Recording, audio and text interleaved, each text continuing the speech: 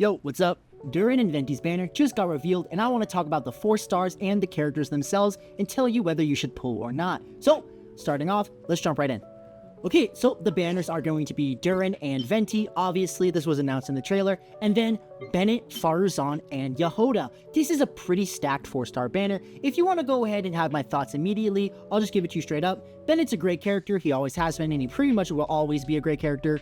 Mark my words. Faruzan could be getting a lot of good potential in the upcoming future characters with Varka specifically, and she has a lot of candle to hold with Venti as a DPS now, so that's already a great character there for future impacting if you suppose. Then, not to mention the other animo DPSs where she's basically tied to the hip with Zhao and with Wander. Trust me, I know. So that already is a great pull as well, especially if you get the C6, since she is super heavily reliant on her cons going for this banner, and then getting a really universal support with another really universal support is actually really good as well. So that's about that. Then Jahoda. I haven't talked about Jahoda at all, just because I haven't really looked at her personally, but we're going to get into Jahoda and her pull value and whether or not you should consider this banner specifically. Okay, let's start out with Durin, the brand new 5-star character introduced in this patch. I actually just made a guide video on him, but there is a lot to say about this character, so I am going to keep it short. Durin is definitely a very worthwhile pull for your account, in my opinion specifically, just because he has a lot of back potential with older units. He can bring up a lot of older characters and give them a significant buff. Alongside being a Hexrei character, he'll have a lot of future potential alongside the future witches that get released, like Alice or Nicole, maybe even Varka as well. So overall, Durin is a great character, so before I get into completely what he does, just know that he is definitely a solid pickup if you do like his design and if you like his kit, so I'm going to get into his kit now and you can determine for yourself. Let's start out with what Durin does. Durin at his core gameplay is a pyro off-field sub-DPS, similar to what Mawika or Zhangling would be, but a little bit amped up and kind of on steroids. So, taking a look at the 2 different playstyles you can play for him, I mentioned a lot of this in my previous guide video, so if you do want an in-depth guide, go check that out, but I will go over exactly what he does here. So, he has 2 different forms. He has the White Dragon form and the Black Dragon form. These forms are correlated for different things. The White Dragon form has more support utility and can increase your other character's damage inside of that team, while the Black Dragon form increases Durin's personal damage and works with the Melt and Vaporize teams, while the White Dragon doesn't. So, now that I've told you that, let's go ahead and explain how he works. When your Durin is in the White Dragon form, after you use your elemental skill twice in a row essentially, and then you use your elemental burst, he will deal off-field pyro damage in an AoE, and then his Ascension 1 passive will reduce the enemy res shred by 20% alongside the element reaction it corresponds with, like Dendro, Geo, Animo, Electro, or even Pyro itself, and reduces the res shred by 20%. Then if you have another Hexrei character in the team, I'll get a little bit more into this later on, it'll increase the res shred to 35%. So overall, he's giving a solid personal DPS, then he's also giving the pyro application from his elemental burst, which we'll get into next, then he's giving the res shred to increase your team's damage. Okay, so now that we've talked about what he kind of does, let's talk a little bit more about his elemental burst, the light version, the principle of purity, as the light shifts. This is his elemental burst for the supportive form that does a little bit better AoE and has a little bit better application alongside a little bit faster speed. So let's talk about that. This one specifically is more of the supportive utility. It does a little bit less damage. In exchange, it's giving you a little bit more damage from your team with the support utility that we just talked about. And this is actually pretty good for a lot of old teams, specifically teams like Kanich. The Animo DPSs are getting upgrade from this. Depends, you can get an upgrade for Navia and for Ito, but you have to swap around their teams, so you can't run Jalonen anymore with them, but you have to run Albedo instead. And the overload carries like Chlorind, Raiden, and sometimes Verisa. Verisa's a little bit iffy because Mawika provides a lot. So those are pretty much the forms that White Dragon Durin will be able to buff. Now let's talk about Dark Dragon Durin. Dark Dragon Durin plays pretty similar but pretty different at the same time to the White Dragon Durin, so let's jump into that. Okay, so the Dark Dragon Durin, this essentially is accessed by using your elemental skill into your normal attack, then using your elemental burst. Previously, like the White Dragon form, I told you to use your elemental skill twice, then your burst. That's for the White Dragon. Dark Dragon, E, normal attack, burst. Okay, now that we've gotten that out of the way, let's go ahead and tell you what the Dark Dragon Durin does.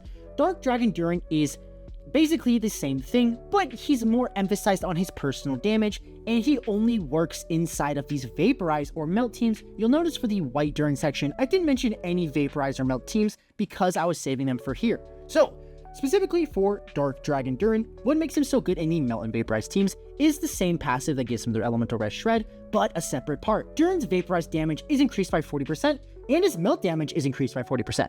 So, like the previous buff, this is also affected by the secret right, meaning that this gets increased by 75%, jumping it up to 70% vaporize and 70% melt damage, respectively, inside the Black Dragon form. This is really good. This is equivalent of around like 500 elemental mastery, so keep that in mind. That's why he's specifically played in these melt and vaporize teams. He wants to be doing reactions in the Black Dragon form. Okay, now that we've gotten that out of the way, how he kind of works, let's go ahead and talk about some niche stuff about his elemental burst in the Black Dragon form. So I believe it hits a little bit slower. It is only able to do single target damage, unlike the White Dragon form, which can do AoE. You'll see it does like circle, kind of like vortex AoE. The Dark Dragon form only hits single target, and then it really wants to do reaction damage in order to take advantage of this passive here. So the main categories for this team to be played in with Black Dragon Durin would be forward vaporize with like a Hydra driver, or someone to apply cryo, then be able to reverse melt with Durin. I don't really think the cryo characters got a lot of an upgrade with Durin, considering a Scoffier exists, but the vaporized characters definitely got a major buff. So let's start off with the biggest winner of Durin specifically, Mulanni. Mulanni is getting a great buff, not just from Durin, but from the changes of the Hexrei Resonance to Mona specifically, because it enables Hydra Resonance, the constellations giving crit rate now, and EM, a whole bunch of things makes this team way better than it used to be, and actually brings Mulanni up fairly competitively with some of the non-cry characters, roughly. Okay, so talking about Mulanni, she is so far getting the biggest upgrade, but she's not the only character getting an upgrade. Let's go ahead and talk about some of the other ones getting an upgrade from the Black Dragon Durin. Specifically, I want to talk about Nuvalet, the dragon, the goat, Mr. I get a new teammate every patch. Nuvalet is also getting a new teammate this patch alongside the Dark Dragon Durin. He will be able to do a double vaporized team with him and Farina, and then you can run either another Hexrei character or a support character for Nuvalet's damage, and then just run the base form of Black Dragon Durin without the Hexrei buffs, and that will be great as well. Both of these things are usable. It's a good upgrade for Nuvalet, but it's not like that much significantly better than his other teams. Like, it's not that much better than the Hyper Carry or the Freeze or the Hyper Bloom with a Nephalama. So it is an upgrade, but not that major of an upgrade, so keep that in mind. Then the other Hydro characters I'll mention real quick, not because they're like gonna get a major buff, but just because this character carries. So a major thing with Black Dragon Durin is that you can essentially run a Hydro driver and then make Black Dragon Durin deal the majority of the team's DPS. He actually acts as an off-field DPS, so you can get away with running like Tartaglia, Ayato, or brand new this patch with the new changes, Mona herself as a DPS, and be able to proactively proc reverse vapes using Durin as an off-field DPS, and then Mona as a kind of on-field DPS, but mainly a Hydro applier with a bunch of her buffs as well. So that's another benefit. So those are really the teams that I would recommend for the Black Dragon Durin. There's not really going to be that much other stuff. Specifically, the cryo characters, once again, no one's really getting a benefit or an upgrade from this, considering that Escoffier is just fucking stupid. So keep that in mind. Okay, so let's mention the last passive for Durin. Well, there's two. There's mentioned specifically the A4, Chaos Formed Like the Night. This one basically increases his first 10 hits of his elemental burst by a portion of his attack, capping out at 2.5k, and basically dealing an additional 1.75 times damage for these first 10 hits. This is a major bump to his White and Black Dragon form. It applies to both. So this kind of consolidates and front loads his damage to be more on the earlier portion of your rotation. This is really useful in teams that have shorter rotations that want to cycle his burst before the last hits hit. So that is something that you can also keep in mind as well. He does like shorter rotations. Not really anything too special though. It does increase his damage by a good bit. You'll notice like the drop off is like pretty big. Anyway, let's talk about the last passive, which is Eve Right, Ode to Ascension. This is the brand new passive coming to the Hexrei characters themselves. This is kind of what I mentioned earlier. We've already talked a little bit about what it does, but I'll read it out for you. After completing the Witch's Homework of this world, Durin will become a Hexrei character. When the party includes at least 2 Hexrei characters, you will gain the Hexrei Secret Right effect, which enhances Hexrei characters. Then, the Hexrei Secret Right, the actual effect, increases all effects of the Ascension talent, Light Manifest of the Divine Calculus, except for the duration, by 75%. So this is what takes your red shred from 20% to 35%, and your damage bonus for Vape and Melt from 40% to 70%. So that is something else to mention. Durin really likes to be played alongside another Hexrei character. I'll put up on screen all the Hexrei characters now. Those are all the Hexrei characters you really want to pair him with, and we could get more in the future, like I said earlier, with Alice, Farka, or even Nicole. So let's talk about the next character, Venti. Boy, oh boy, Venti. So, Venti's getting a few changes this patch alongside the Hexrei Resonance. This is probably a good segue into what I want to talk about. So, Venti is going from a sub-DPS grouper to now a main DPS. And sometimes with you have constellations, even a semi-competent buffer. So, let's talk about what he does now and the things that have changed. First off, though, I do want to mention, I don't recommend to pull for Venti in the Big 25. If you have Venti, great. I still wouldn't pull for him as he is just a stereotypical animo DPS. This might age like milk because in my opinion, it looks like they're pushing Durin, Venti, and Varka as what Varka wants to deal damage. So if you don't have Venti and you want Varka, maybe my words are lies. Keep that in mind. Okay, let's start out with the base changes to his kit. So Wind's Grand Ode, the typical you shoot your elemental burst, it creates a giant tornado and majority of the time it'll miss. So what they're doing is, first off, they're changing it so instead of being able to just shoot it at a stagnant distance, it will lock onto the enemy, so it'll always be placed on an enemy, so it's gonna not miss anymore. So that's a great change first off. That's already like a massive quality of life change. First thing to talk about. Second thing to talk about is what they're doing after you use the elemental burst. Two different things are happening. One, if you are in the Hexrei state, Hexrei's secret red effect. While the storm I created by the elemental burst, when Grand Ode is active, Venti will gain the additional buff effects.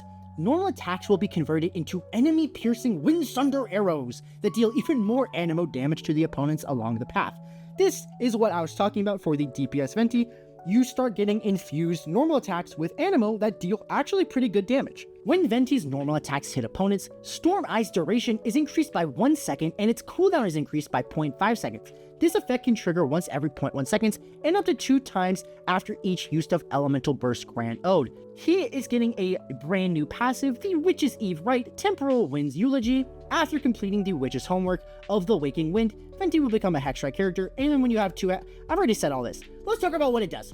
Hexrei's Secret Rite. While the Storm Eye created by the Elemental Burst is active for 4 seconds after a nearby active character triggers a sorrow reaction, that character's damage is increased by 50%, and Storm Eye will deal 135% of its original damage. So this can deal 2 things. One, this is a buff for Venti himself, basically increasing his Elemental Burst to deal 35% more damage, alongside giving him a 50% damage bonus. That's great, okay? That's a great change. Second thing is you can use this as a sub DPS for an animo carry. Let's say like Zhao or Wander, right? Characters that are going to be on field triggering sorrow reactions just because they're animo. This will buff their damage percent by an additional 50. That is really great. These changes overall try to push Venti from a grouping person only into a semi-competent buffer for, or a replacement for Faruzan even, or a somewhat DPS competitor to Zhao and Wander. He's kind of slotting into both of these team archetypes, which I find is very cool. And then the last thing they're doing, I think they're changing the way his skill works instead of like taking hella long to come out, it just goes boom, and it just comes out really quick now. So that's another thing. I guess that one's like the least important thing, but it's cool. Okay, so I'm not typically going to do this, but for Venti specifically, since he literally came out in 1.0, I want to talk about constellations. He's not in the selector since he's an Archon, or whatever reason he's not in the selector, who knows. But I do want to talk about constellations since I know a lot of people will have them since he is a really old character, literally dust. So let's talk about the brand new C1. So C1, typically the C1 before was just shoot 3 arrows, which was like, okay, but now additionally 2 arrows that track opponents will be fired per Wind Thunder arrow, each dealing 20% of the original arrow's damage. This effect can be triggered once every 0.25 seconds. This is essentially increasing his personal DPS with his DPS form. I think this is pretty good. This is even increasing his DPS inside of the support form since you want to do 2 normal attacks and then swap off anyway. So keep that in mind. That's a pretty good con now, actually, surprisingly. What the hell? Then C2. So C2 got a semi-significant change, but not really. C2, typically the C2 before was you would reduce shred by 12% for hitting an opponent. Then if you sent them in the air, which you are never doing because everyone's too heavy in this game, it would reduce by an additional 12%. But now, if you just hit them with the elemental skill, it reduces res by 24%. Then additionally, after unleashing the elemental burst, Venti gains a wherever a breeze blows effect, and the cooldown for his elemental skill is reset. After a Wind Thunder arrow hits an opponent, there's also a 25% chance for Venti to gain the wherever a wind blows effect. Then, wherever a breeze blows, when pressing the elemental skill Skyward Sonnet, 300% of the original damage is dealt. This effect lasts for 15 seconds and is removed after Venti uses the elemental skill. So, you have to use it, you get the passive, you use it again, you get the passive. Venti's elemental skill, additionally after using the Wind Grand Ode, will give you the wherever a breeze blows effect, and the cooldown for his elemental skill is reset. Then, after a Wind Thunder arrow hits an opponent, there is a 25% chance for Venti to gain this effect again. What the wherever a breeze blows effect is when you use your elemental skill, it'll do 3 times the damage dealt. Then, like I said before, when you use your normal attacks or your Wind Thunder arrows, there's a 25% chance you get the buff again. So, you can just keep doing these elemental skills that deal 300% of what they initially did at C0. So, that's pretty good as well. Then, let's talk about C4, because I think this is actually a semi-competent C4 now. After unleashing his elemental skill or elemental burst, Venti and his active party members gain a 25% animo damage bonus. This is kind of tying into back to what I said before, where he's kind of being leaned into an animo DPS support role, or being an animo DPS himself. It kind of shows the same thing, buffing Zhao or Wander, or buffing himself, or buffing any other animo DPSs that could come. Varka. Okay. Now that that's done, let's talk about the C6. The C6, in my opinion, is probably the most boring one. So, opponents who take damage from your burst have their animo res reduced by 20%, and then if an elemental resorption has occurred, it reduces the res by 20% as well. I'm pretty sure that stayed the same. Then, additionally, the damage dealt by Venti to these opponents will gain 100% crit damage. So, that's like whatever. It's not bad, but overall, he's kind of being pushed into this scenario where you really need to consider, do you want Varka? And do you think Venti will be a best-in-slot support for Varka? We can't really know. This is Fields crafting. Overall, it is a pretty good buff. He is technically better than the other animo characters at C0, but I don't believe he scales as well as a DPS with his constellations, and more is pushed into the side of, I want to support the other animo characters. So keep that in mind. That's how Venti looks to be right now. Okay, so let's talk about the 4 stars for this banner. Finally, after yapping for 18 minutes, so let's talk about Bennett. What is there to say about Bennett that hasn't been said? Bennett is the GOAT. Bennett genuinely has been one of the best, if not the best character for all of the game. The 4-star 1.2k attack buffing king. He's still in the best team in the game as of right now. If you don't have Bennett, you want to get Bennett. If you don't have C6 Bennett, you might want to get C6 Bennett. He only needs C1 to be like completely done. C6 is just like quality of life. Then let's talk about the one thing I guess that kind of is a question mark is, should I activate the C6 Bennett? Yes, you should. Anyway, now that we're done with Bennett, let's talk about Faruzan, because this is where it actually kind of matters. Okay, so Faruzan. I think I'm pretty qualified to talk about Faruzan specifically. I have a lot of investment in this character and time spent on this character because my favorite character is Zhao. So let's start off with just that. Faruzan is a great character held back by mediocre DPSs. I know it's hard to say that. I'm sorry, Zhao and Wanderer. I love Zhao a lot, but it's the truth, okay? She's a Natlin buffing character released in Sumeru. So overall, this character is really great. The main caveat is getting C6. She has stupid high energy recharge issues if you don't have the C6 constantly generating energy. So if you don't have C6, you do plan on getting Zhao or Wander, or maybe even Varka. That's still like unsure. But Fields crafting aside, if you don't have C6 and you still want to play Zhao or Wander, I would recommend picking it up. It's a 40% crit damage to Animo, and the elemental energy restored from doing the elemental skills off field once every 3 seconds is really good as well. It'll help with your energy issues for Zhao, for Faruzan herself, and for your other Animo teammates. It could even be Venti. So that overall is pretty good as well. I don't really feel like I have a lot to say about Faruzan other than if you don't have C6, it's like hard to play her, and if you do have C6, she's fucking awesome. So that's really all I have to say. If you want to play Animo DPSs and you don't have C6, maybe get C6. So I guess another thing I could mention is the fact that these banners specifically kind of create this Animo core for a DPS, where you can run Venti, Durin, and then Faruzan, and then your Animo DPS, and it should be an upgrade. Faruzan's probably the least important role there now, considering the core between Durin and Venti is kind of the same thing, but a little bit weaker, where you can replace it with someone like Bennett, you're getting the attack buff, and then Pyro Resistance as well, or you can replace with like Farina. There's a bunch of things you could do now, so it doesn't really matter as much. Okay, let's talk about Jahoda.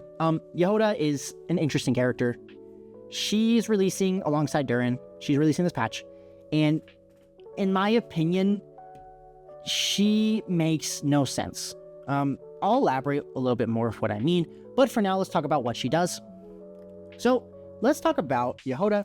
Jahoda is an animal bow support character that scales with healing bonus, so you kind of can tell she's a healer. She will be able to, if you are in Ascendant Gleam, absorb the element that she swirls or that she kind of picks up with her flask. She'll run around with a flask if you're in Ascendant Gleam, store up this element, then when you're at the end of storing it up or when it like caps out, she'll then start doing off-field instances of that damage that deal application, so she can actively work as like a sub DPS that isn't necessarily Pyro, Hydro, Electro, or Cryo that applies those elements. So I think that's pretty good. She can hold VV, she can hold SMS set, she has some versatility, but here's where I want to talk about, right? So she has some buffing in her kit. She does give 100 EM, which is actually not bad. Don't get me wrong, that's not bad. It has the same trigger condition as Bennett, where if the character is above 70%, she'll give the EM, and then she'll do it for 6 seconds. Every time she heals, that's another trigger condition. So that's already like pretty good. She increases the Moonsign level by 1 as well. So if you're like missing another Moonsign character and you only have her as well, it could be decent. And then she has like these buffs for each element on your team that do like certain things, but all of them are like worthless. Like Pyro increases her damage by 130%, or basically 30% damage bonus increase. Kind of meh, because she doesn't really do that much damage. The Hydro Swirl increases your healing by 20%. The Electro Swirl increases the robot assistance by 1, and the Cryo Swirl increases the attack interval. No, it reduces the attack interval by 10%. None of these really do anything for your team. Like, realistically, this comes from her Ascension 1. Like, the only reason you're using this character is she's an Animo character that can hold VV and gives 100 EM. But then you look at Sucrose and you're like, holy shit, that's an Animo character that can hold VV and probably gives more EM, because 100 EM is not that much, because Sucrose can give at base at 187 times 3 plus like 2 rolls is like what? Like 700, so she's giving 20% of 700. She's giving like 105, like she's giving like 180 base EM from Sucrose. So I don't know. This character, not to mention you could hold TTS on Sucrose, but this character just feels like another Sucrose side grade in my opinion. Here's where I start to get a little bit more like caveat wise, the constellations.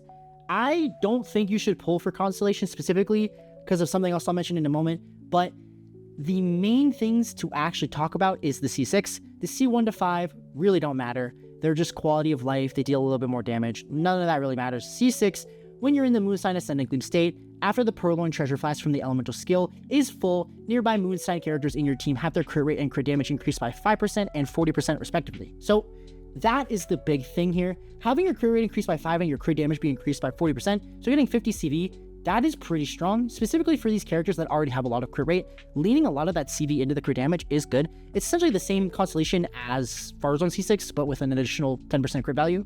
The problem with Jahoda, in my opinion, is she's made for one character right now, right? She only is buffing characters from Nod Cry, meaning Nefer and Flins for the DPSs, and then Llama and Inefa for the sub DPSs, alright? And then I know, I guess, but fuck I know. Then she's an Animo character, meaning there's at least some anti-synergy there alongside the Nefer teams. You can't swirl Dendro, so you're not going to be able to provide the shred. Then the amount of Dendro application you're getting from Llama is going to interrupt your Hydro application, so you're not going to be able to easily absorb the Hydro in order to actually provide the Elemental Mastery, get the max buff anyway, provide the crit damage. It doesn't make sense for Nefer specifically, just because the Hydra slot in that team sucks right now. I guess it's a little bit of future impacting if columbina is good, but then again, you don't really want to run 4 non-cry characters because you want to get the benefit of the non-cry resonance buff, or the reverse non-cry resonance buff, right? Where you're not running a non-cry character, you get a portion of their stats as a damage bonus for reactions. So, in my mind, this character doesn't make sense. Only for Flins that it somewhat makes sense. But even then, she's worse than Sucrose. So why the fuck would you pull her? Don't pull this character. Don't pull this character. And anyway, for the Flynn stuff, I guess you can pull her, but it kind of falls into the same problem before, right? Whereas like if Columbina comes, she's gonna come eventually. We're gonna get Columbina eventually. And when we do get her, I don't see a world where she's not an upgrade for the Flynns or the Nefer team. And then you don't want to run 4 non-cry characters because you want that reverse non-cry passive. So her being worse than Sucrose hurts her so bad. The other problem is she doesn't even scale as well as Sucrose, right? If you have hyper investment on your DPSs, it's better to go with Sucrose because she's giving more buffs, meaning you'll deal more damage rather than less buffs. So overall, my final thoughts on Jahoda. I really, really like her character. I'm sorry, I love her design, I love her voice actor, but her kit is just another Sucrose failure. I'm sorry, that's the truth. You can pull for her if you wanted just a copy of her, I guess it could work, but she's only an almost barely, not really an upgrade in one singular team, and she only works with Nocrai characters, and she's probably not going to be good next batch. So she, in my opinion, dead slot. So okay, so now that I've kind of talked over all of the characters, I guess it's probably a great time to tell you what I actually think of this banner. I think this banner is actually really good. Jahoda's kind of like, I don't think she's good. First off, I don't think Jahoda's good. But this could age like milk. Columbina could be like absurdly OP with her. Like, who knows? Who knows, right? Right now, though, in my opinion, I don't think Jahoda is worth pulling for. I mean, she's a 4-star. No 4-stars worth pulling for specifically. But if she was like, if you're just thinking about getting Jahoda, not my cup of tea, not something I would recommend. The 5-star specifically, Durin, the GOAT. Durin is a god. I love Durin so much. I think he's going to be a great pull. Any one account, any single account, future impact, previous impact, great character. Venti, don't pull Venti in 2025. What are you doing? He's been out since literally 1.0. Anyway, it's 26 minutes into this video and I haven't talked about the weapons yet. So here's a speed run of the weapon banner. Are you guys ready? Are you guys ready? Durin's signature, pretty good signature. Buffs his personal damage, gives a buff to the on-fielder. Good support weapon, works on him, works on Xingqiu. I think it's a good weapon. If you want to pull for it, go for it. I don't recommend pulling for weapons, but go for it. Venti's signature, his new signature, his like third signature, it's actually pretty good. It's an upgrade for like Fischl. It's an upgrade for like Venti himself as a DPS. Other than that, there's no real reason to pull it. I don't think it's that good. It shares a weapon banner with Durin's weapon. Overall, I think this weapon banner is actually pretty solid for the 5-stars. Now let's talk about the 4-stars because I think this is where it falls off really hard. Okay, it has 5. Stringless, Alley Flash. What is this fucking weapon? The Catalyst, the Wine and Song, I think. Prospector's Shovel. Is that Prospector's Shovel? Oh god, I don't know my Genshin Impact names. I'm checking my... Yeah, it is it's Prospector's Drill. It's Prospector's Drill, sorry. Okay, Prospector's Drill, and then the... What is... Oh my god, I'm forgetting. Rain Slash. Rain Slash, it sucks ass. Wine and Song, it sucks. Prospector's Drill is pretty bad too. Alley Flash is good for a 4-star on Bennett, and then Stringless is pretty good as well. You should have an R5 Stringless. It's been out for a while. Overall, it's an okay weapon banner. I'd give it like a 5 of 10. Okay, thank you so much. Last thing, I just got accepted to the Whole Year Creator Program. I'm really excited. I'm going to be pumping out a lot more content. I'm sorry I took a little break. All right, bye.